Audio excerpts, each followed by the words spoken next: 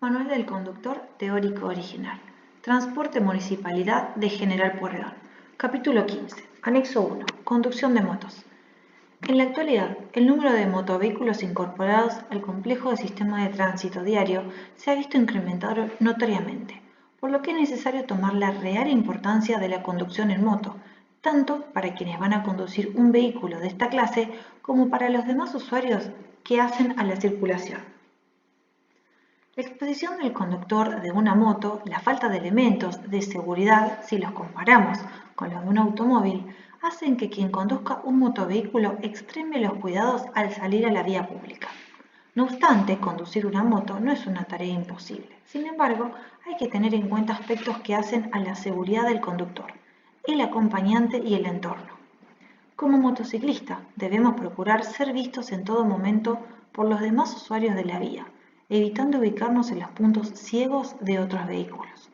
Se estima que, en 4 de cada 5 siniestros viales entre motocicletas y automóviles, la motocicleta no ha sido vista por otro conductor. Situaciones conflictivas, como giros de automóviles en cruces y adelantamientos de motos, son potencialmente causas de hechos de tránsito. Es importante que quien conduce una moto tome conciencia de quien tiene más probabilidades de no ser visto por otro vehículo debido a su tamaño reducido y por la falta de cultura del automovilista al compartir la vía. El menor tamaño de la motocicleta juega en contra para nuestra visibilidad. Para prevenir siniestros es conveniente usar ropa de colores y tener precaución al adelantar, ya que el conductor del vehículo que esté adelantando puede no habernos visto. Estar atento a movimientos del vehículo que estamos adelantando y estar preparado para maniobrar o tocar la bocina son conceptos altamente recomendables. Recordemos que tanto la moto como los automovilistas tienen puntos ciegos, por lo tanto siempre hay que tener cuidado al maniobrar realizando movimientos progresivos, de tal manera de darle a otros conductores tiempo para reaccionar. La motocicleta, elementos de seguridad. El principal factor de peligro de conducir una motocicleta es el riesgo inherente de no tener protección por parte del vehículo en caso de siniestro vial. El motociclista es sumamente vulnerable y frágil que los conductores de otro tipo de vehículos. Por lo que tanto el conductor como su acompañante deben contar, además de casco, con guantes de un material resistente al roce que cubran la mano completa, incluyendo los dedos. Tengamos presente además que cuando uno cae al suelo intenta protegerse y frenar el golpe con las manos. Seguridad activa. Las luces. Las luces son un elemento importante en la conducción de una motocicleta, no solo para ver, sino también para ser vistos, por lo que es recomendable, aún de día o con luz natural suficiente, circular con las luces encendidas, especialmente las delanteras. Al respecto, la legislación vigente establece Ley 24.449 y modificatorias. Artículo 31. Sistema de iluminación. Los automotores para personas y carga deben tener los siguientes sistemas y elementos de iluminación. A. Faros delanteros, de luz blanca o amarilla, en no más de 2 pares, con alta y baja. B. Luces de posición, que indican junto con las anteriores dimensión y sentido de marcha desde los puntos de observación. Reglamentados. 1. Delanteras de color blanco o amarillo. 2. Traseras de color rojo. 3. Laterales de color amarillo a cada costado, en los cuales por su largo las exija la reglamentación. 4. Indicadores diferenciales de color blanco, en los vehículos en los cuales por su ancho los exija la reglamentación. C. Luces de giro, intermitentes de color amarillo, delante y atrás. En los vehículos que indique la reglamentación llevarán otras a los costados. D. Luces de freno traseras, de color rojo. Encenderán al accionarse el mando de freno antes de actuar este. Luz para la patente trasera. F. Luces intermitentes de emergencia que incluye a todos los indicadores de giro. Las motocicletas cumplirán en lo pertinente con los incisos A al E y G. Otros dispositivos. Espejos. Los espejos constituyen un elemento muy importante a la hora de conducción, ya que permitirán al conductor poder tener un panorama de los vehículos y demás usuarios de la vía pública, tanto de los que circulan atrás como a los costados de la moto. Conforme a la reglamentación vigente, las motocicletas deben contar con un espejo a cada lado. Neumáticos. Al respecto, debemos, en primer término, remitirnos a lo que en la materia quedó establecido en el capítulo 5 del presente, específicamente en el punto 5.26, páginas 58 y 59. De todas formas, es conveniente tomar en cuenta este punto en particular y, dada la importancia del tema, profundizar algunos conceptos que resultarán de gran importancia para el conductor del motociclista y resultarán también una herramienta válida para los demás conductores en pos de lograr una conducción segura y eficaz. Conocer la limitación de los otros conductores puede resolver problemas que en la conducción pueden traer graves consecuencias, con lesiones de gravedad y hasta fatales. Recordemos, el estado de los neumáticos y su correcto inflado deben ser los adecuados para evitar situaciones desagradables o peligrosas. La superficie de apoyo de un neumático de moto es mucho menor al apoyo de un automóvil. Por ejemplo, como primera medida debemos pensar sencillamente que una moto tiene dos ruedas, por lo que desde el principio la superficie de apoyo es menor y debemos considerarlo para circular y frenar con seguridad. La motocicleta requiere un constante equilibrio del conductor y por lo tanto se debe hacer una diferencia entre conducir solo o con un acompañante. Aquí veremos algunos aspectos a tener en cuenta. El estado de los neumáticos afecta mucho la conducción de motocicletas. Es la única parte que entra en contacto con el asfalto y las encargadas de proporcionar el alargue y la tracción necesaria, el agarre y la tracción necesaria, garantizando que la conducción sea fácil y segura. El conducir con neumáticos desgastados irregularmente, con ruedas desalineadas y o desbalanceadas, o con rayos sueltos o cortados, hace más difícil y riesgosa la conducción. La presión de aire en los neumáticos también influye en la conducción. Esta debe ser la indicada por el fabricante. Una buena profundidad de los surcos de los neumáticos es importante, principalmente cuando conduce por pavimento mojado. El riesgo de perder el contacto con el suelo a causa de la cuña de agua que se forma delante de las ruedas aumenta si los neumáticos están desgastados. Los frenazos bruscos y la rotación del neumático sin fricción pueden desgastarlo completamente en solo minutos. Una profundidad de surcos de menos de 1,6 milímetros indica que será necesario un cambio de neumáticos, pero bajo los 3 milímetros ya existe riesgo severo de hidroplaneo o aquaplaning. El desgaste depende de las condiciones de manejo. A mayor velocidad, mayor temperatura de la vía o mayor cantidad de las aceleradas y frenadas, mayor desgaste. También es requerida una cierta temperatura de los neumáticos para su óptimo agarre, temperatura que generalmente se alcanza después de haber circulado unos minutos. Por otro lado, también debemos tener en cuenta que el conducir con neumáticos nuevos tiene su grado de importancia, ya que los neumáticos nuevos resbalan más y pueden provocar pérdidas de control de la moto, siendo necesario un periodo de rodaje para establecer la tracción normal de estos. En motocicleta, el peligro que presenta el hidroplaneo es mayor que en automóvil, ya que el aquaplaning en una sola rueda probablemente desestabilizará el vehículo provocando la caída de su conductor. Frenos. Las motocicletas poseen dos sistemas de freno independientes, uno para la rueda delantera y otro para la trasera. El freno de la rueda delantera se activa con la manija de freno que se encuentra en la parte derecha del manubrio, mientras que el freno trasero se activa con el pedal de freno, también al lado derecho de la motocicleta. En las motos automáticas, ambos frenos están en el manubrio, el trasero al lado izquierdo y el delantero al derecho. Existen dos tipos de freno, el freno mecánico y el freno hidráulico. También es corriente una combinación de estos dos sistemas y que las motos lleven un sistema de freno mecánico, freno de tambor, en la rueda trasera y uno de disco o freno hidráulico en la delantera. El nivel de líquido de frenos, en caso de frenos hidráulicos, debe ser revisado según recomendación del fabricante y debe ser reemplazado por un técnico especializado. En el caso de los frenos de tambor, se requiere comprobar el estado de las zapatas y proceder a reemplazar si están desgastadas. En situaciones en que los frenos se mojen, es recomendable accionarlos suave y repetidamente para evaporar la humedad. Al cambiar las pastillas o balatas, es normal la disminución de la capacidad de frenado en los primeros 50 kilómetros. Circulemos con máxima precaución. Existen actualmente sistemas de ayuda al frenado altamente recomendables por su efectividad y por la ayuda que representan al conductor, sea principiante o experimentado. Es primordial que consideremos estas tecnologías a la hora de escoger su motocicleta. Los frenos ABS detectan pérdidas de adherencia en los neumáticos, impidiendo el bloqueo de las ruedas. Los frenos integrales reparten la fuerza de frenado de la rueda que más lo requiera o que tenga en determinado momento.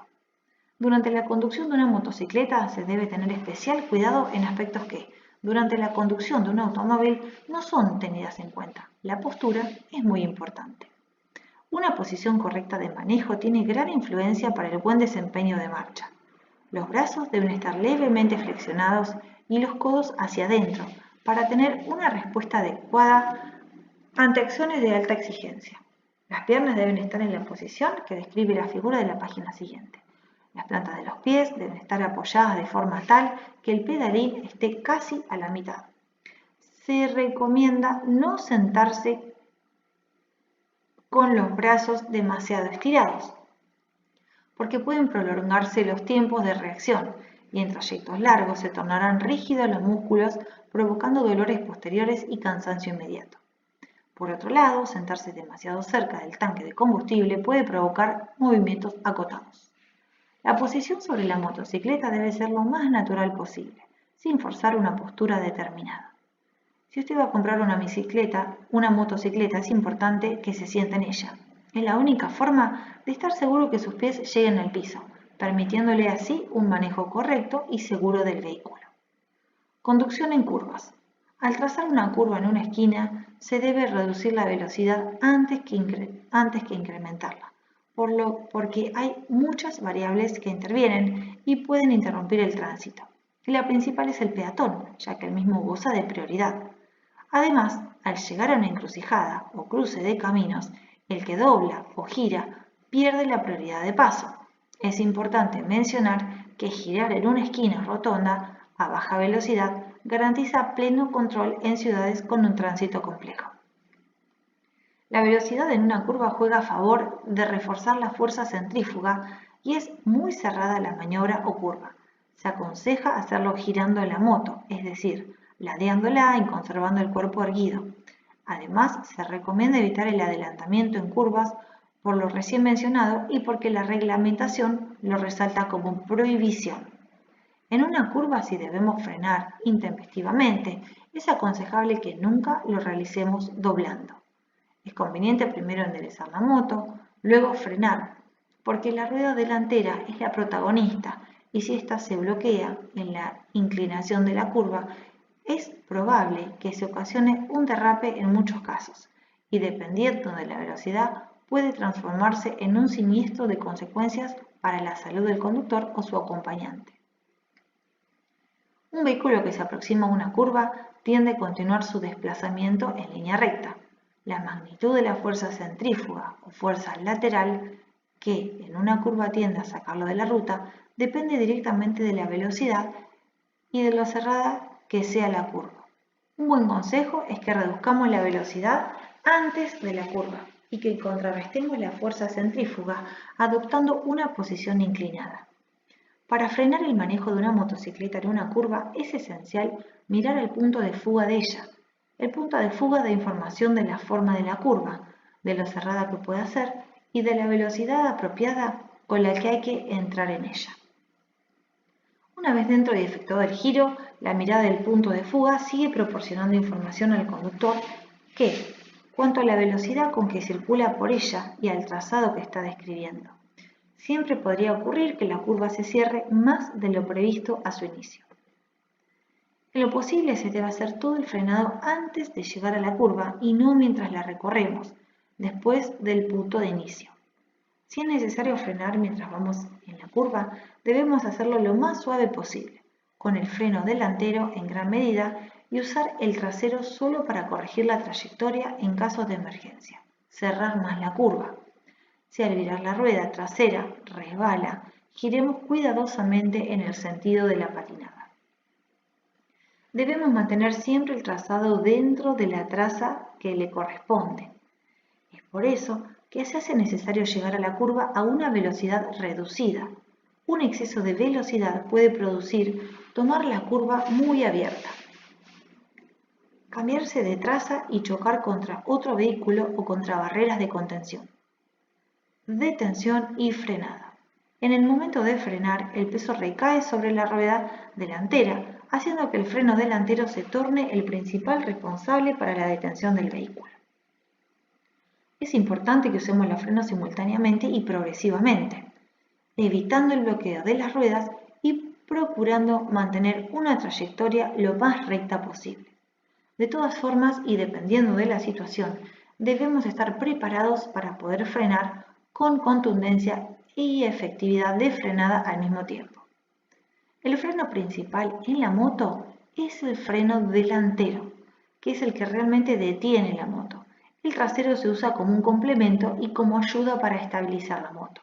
En todo caso, cada uno de los frenos tiene su papel y lo ideal en toda situación es usar los dos al mismo tiempo. Si usamos solo el delantero, corremos el riesgo de una transferencia de carga brusca y que salgamos despedidos por el frente o que se bloquee el neumático. Si usamos solo el trasero necesitaremos mucha más distancia para frenar y en situaciones extremas la moto dará coletazos de detrás corriendo el riesgo de que se desestabilice ocasionando la caída. Lo más aconsejable es frenar levemente con el freno trasero instantes antes de accionar el delantero. De este modo la parte trasera de la moto bajará ligeramente debido a la comprensión de la suspensión trasera, evitando que el peso se desplace demasiado hacia el tren delantera, ayudando a conseguir una frenada más equilibrada. Es conveniente que al momento de frenar tomemos una posición que colabore en la maniobra, no permitiendo que la rueda delantera pierda su centro, para lo cual debemos mantener firme el manubrio, además de inclinar levemente su cuerpo hacia atrás, no permitiendo que se libere la rueda trasera, que es la que ejerce la mayor fuerza para el avance de la motocicleta, la que será trasladada hacia adelante por el efecto de la frenada. Trascendencia de masa. Si transitando por una curva se frena de forma energética con el freno delantero, la fuerza de inercia puede provocar que la rueda trasera se levante, perdiendo contacto con el pavimento. En esta situación, una caída es inminente e inevitable en la mayoría de los casos. El motociclista sin experiencia puede verse envuelto con facilidad en situaciones riesgosas. Reducir la velocidad ante la presencia de barro, ante la presencia de aceite, combustible derramado, entre otros. Si en una curva hubiera alguno de estos materiales, frenar y ajustar la trayectoria, evitando pasar sobre ellos. Las demarcaciones visuales en la calzada, las tapas de alcantarillas, las junturas de puentes, los rieles y en general las superficies metálicas son también elementos que producen pérdida de adherencia de los neumáticos y que pueden ocasionar su caída, principalmente cuando la calzada está mojada. Aún en condiciones climáticas buenas, evite frenar, acelerar o cambiar de dirección sobre ellas, manteniendo la motocicleta lo más vertical posible. Conducción con acompañante. Es fundamental recordar que el acompañante debe colocarse el casco protector, el cual es obligatorio para ambos.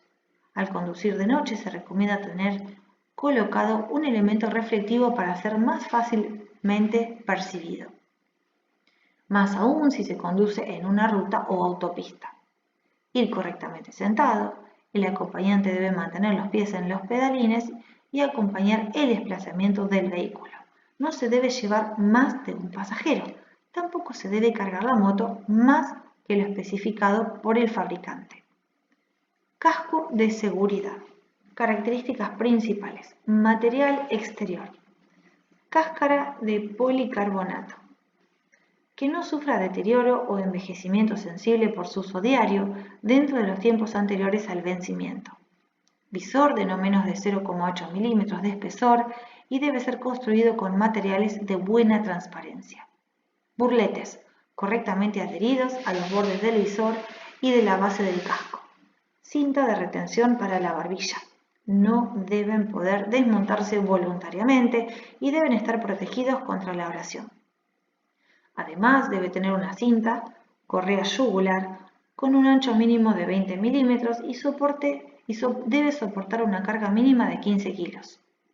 Obleas que respalden su homologación, relleno amortiguador, espuma de poliestireno, relleno confort interior del casco. Lo mejor es que sea desmontable por una cuestión de higiene. Protector de nuca. Cuando seleccionamos un casco es importante que consideremos que este tenga mica o visera incorporada que proteja sus ojos, sin manchas que obstaculicen la visual ni rayas, que además favorecen el encandilamiento. Buena ventilación, así la respiración no empañará la mica. Tamaño adecuado, de modo que nos quede bien ajustado, que no lastime, incluso después de largos viajes. Para escoger una talla adecuada sigamos las siguientes recomendaciones. 1. Tomemos las cintas de la hebilla con cada mano y coloquemos el casco. Inicialmente debe parecernos que no entrará o que lo hará muy justo. 2. Una vez puesto verifiquemos que no nos apriete demasiado. Si nos causa dolor en algún lugar debemos pasar una talla más u otro modelo. Es recomendable que la espuma frontal presione los pómulos, ya que el uso, sudor y presión del viento hacen que se deforme y pierda su consistencia. 3. Si no nos aprieta, verifiquemos que no nos quede suelto, introduciendo un dedo por la parte frontal y por la parte trasera. Si entra con facilidad, puede que el casco sea grande y necesitemos probar con otra medida. Si usamos lentes, debemos usarlos cuando nos probemos el casco. 4. Comprobemos que el casco esté perfectamente unido a la cabeza. Con ambas manos movamos el casco de forma alterada tratando de mantener la vista al frente. El casco debe girar conjuntamente con la cabeza, sin que se produzca un juego entre ambos. 5. Abrochemos la hebilla y regulémosla a nuestra medida, de tal forma que no nos quede suelta y no nos ahogue. Si no conocemos la hebilla que estamos probando, pidamos ayuda para abrocharla y ajustarla de manera correcta. 6. Con las correas abrochadas y ajustadas, probemos que el casco no se salga. Tomemos el casco con ambas manos por la parte posterior y trate de sacarlo. Si se sale, debemos buscar otra talla o modelo. Además, es recomendable que el casco tenga orificio de ventilación para evitar el vaho y vibraciones cuando se circula a mayor velocidad. Se entiende que un casco está en mal estado y no apto para su uso cuando presenta roturas o daño en su estructura o sistema de retención, correa, traba, cierre. Otras exigencias para el motociclista y su acompañante. El principal factor de peligro de conducir una motocicleta es el riesgo inherente de no tener protección por parte del vehículo en caso de accidentes.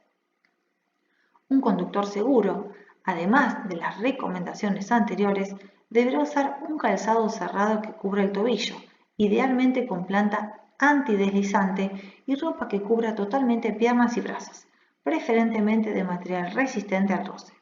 Adicionalmente deben contar con protector ocular, la que podrá ser mediante anteojos, no de vidrio, o ser parte integrante del casco. Un casco que sufrió un impacto debe ser desechado. Aunque no se aprecien daños en su exterior, es importante que un casco desechado sea destruido o cortado sus correas para evitar su uso por alguien que desconozca que no está en condiciones adecuadas. El presente material ha sido confeccionado sobre la base establecida por la Agencia Nacional de Seguridad Vial para el otorgamiento de la Licencia Nacional de Conducir. Manual de Conductor Nacional, Manual de Conductor Provincial de Buenos Aires, Manual de Conductor de Motocicletas, República de Chile y Provincia de Buenos Aires, Certificado de Aptitud Profesional, Materias Comunes, ETRASA, Tráfico Vial España. Fuentes e investigaciones del autor. Alejandro Saavedra, coordinador examen teórico, licencia de conducir, manejo defensivo y accidentología. Municipalidad de General Porredón, 2016.